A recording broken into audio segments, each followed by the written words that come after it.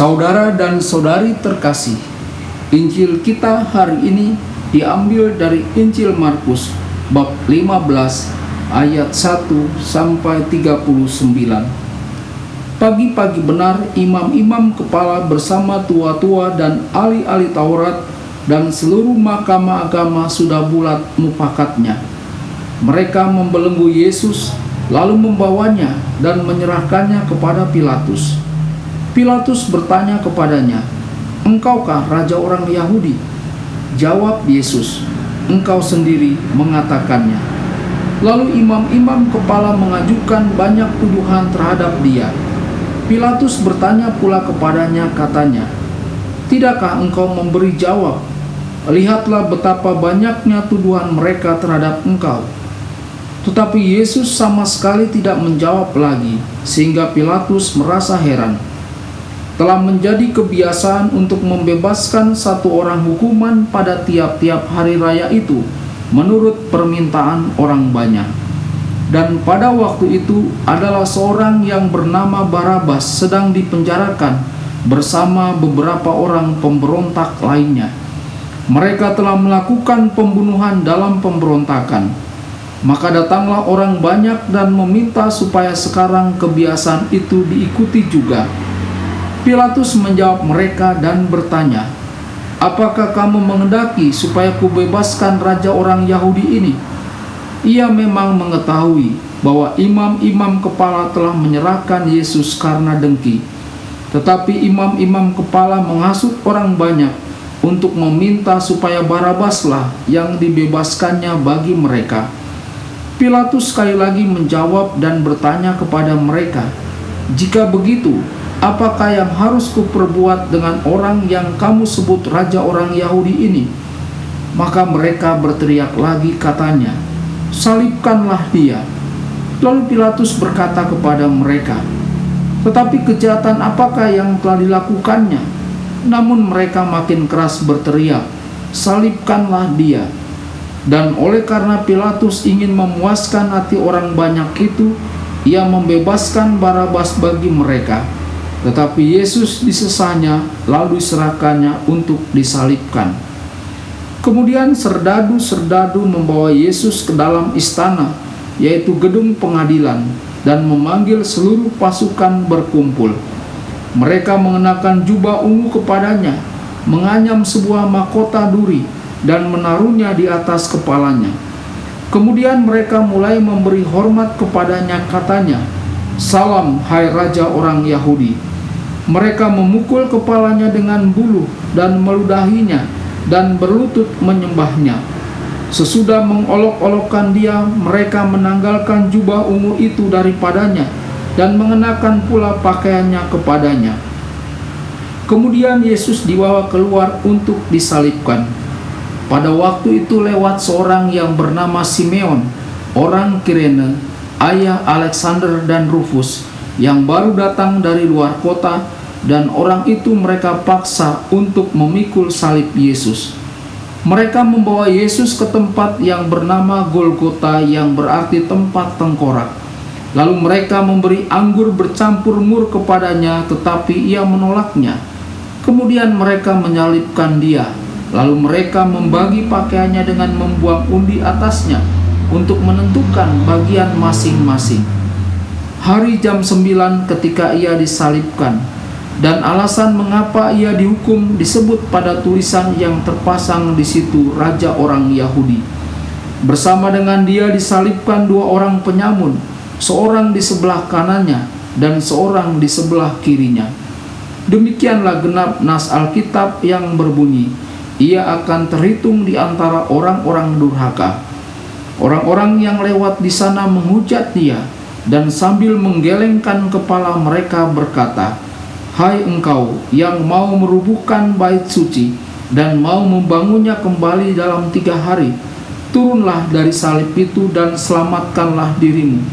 Demikian juga imam-imam kepala bersama-sama ahli Taurat mengolok-olokkan dia di antara mereka sendiri, dan mereka berkata, "Orang lain ia selamatkan, tetapi dirinya sendiri tidak dapat ia selamatkan. Baiklah Mesias Raja Israel itu turun dari salib itu, supaya kita lihat dan percaya. Bahkan kedua orang yang disalibkan bersama-sama dengan dia mencela dia juga. Pada jam 12, kegelapan meliputi seluruh daerah itu dan berlangsung sampai jam 3. Dan pada jam 3 berserulah Yesus dengan suara nyaring, Eloi, Eloi, lama sabachthani, yang berarti, Allahku, Allahku, mengapa engkau meninggalkan aku? Mendengar itu beberapa orang yang berdiri di situ berkata, lihat, ia memanggil Elia. Maka datanglah seorang dengan bunga karang, mencelupkannya ke dalam anggur asam, lalu mencucukkannya pada sebatang bulu, dan memberi Yesus minum, serta berkata, baiklah, kita tunggu dan melihat apakah Elia datang menurunkan dia. Lalu berserulah Yesus dengan suara nyaring dan menyerahkan nyawanya. Ketika itu tabir bait suci terbelah dua dari atas sampai ke bawah. Waktu kepala pasukan yang berdiri berhadapan dengan dia melihat matinya demikian, berkatalah ia, sungguh orang ini adalah anak Allah. Berbahagialah orang yang mendengarkan sabda Tuhan dan tekun melaksanakannya. Sabdamu adalah jalan, kebenaran dan hidup kami.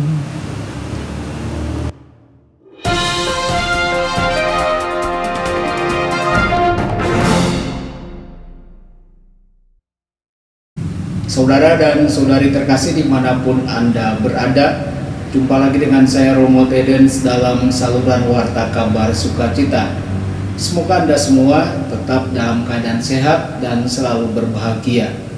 Saudara dan saudari terkasih, hari ini kita memasuki Pekan Suci yang ditandai dengan perayaan Minggu Palma. Injil hari ini diambil dari Injil Markus bab 14 ayat 1 sampai bab 15 ayat 47.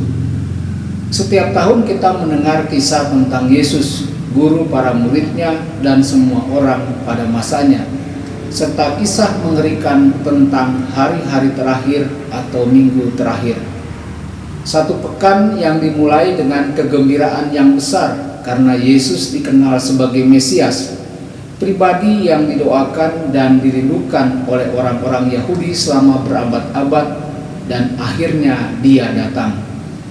Dan pada saat itu semua tampak bahwa segala sesuatu sedang digenapi, bahwa dunia akhirnya akan tahu Tuhan telah menang. Dia ditangkap, diadili, ditertawakan, diejek, dan dinyatakan bersalah. Saudara dan saudari, pertanyaannya, bersalah atas apa? Bersalah karena mengklaim bahwa dia datang dari Tuhan dan dia adalah Mesias. Mungkin tempat terbaik untuk menemukan awal dari sebuah jawaban yang memungkinkan Tuhan yang begitu mencintai dunia sehingga dia memberikan anaknya yang tunggal kepada kita, dan kita menghancurkannya di kayu salib sebagai kemenangan yang tidak terdengar.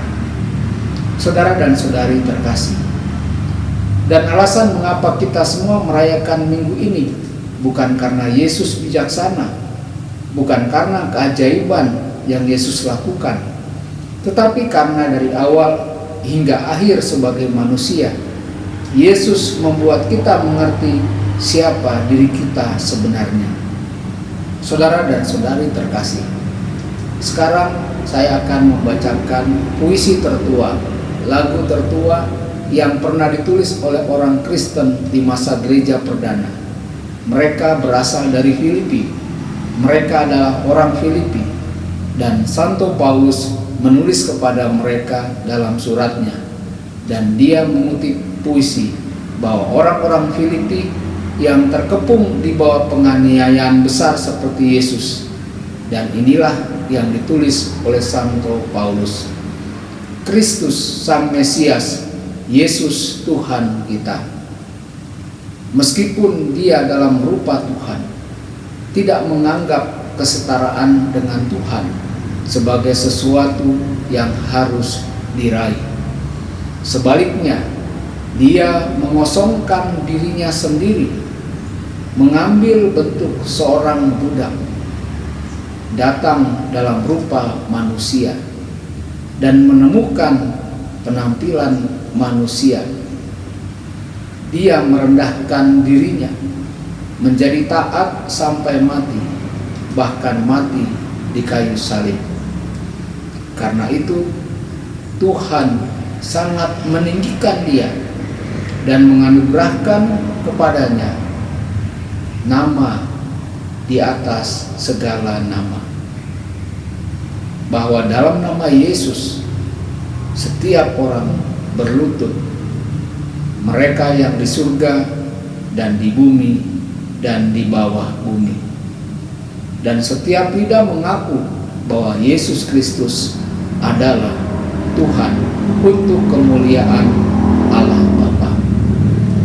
Saudara dan saudari yang dikasihi Tuhan, hanya ada satu kalimat yang menjelaskan semua ini, dan itu adalah satu kalimat yang bisa kita renungkan dan pikirkan selamanya.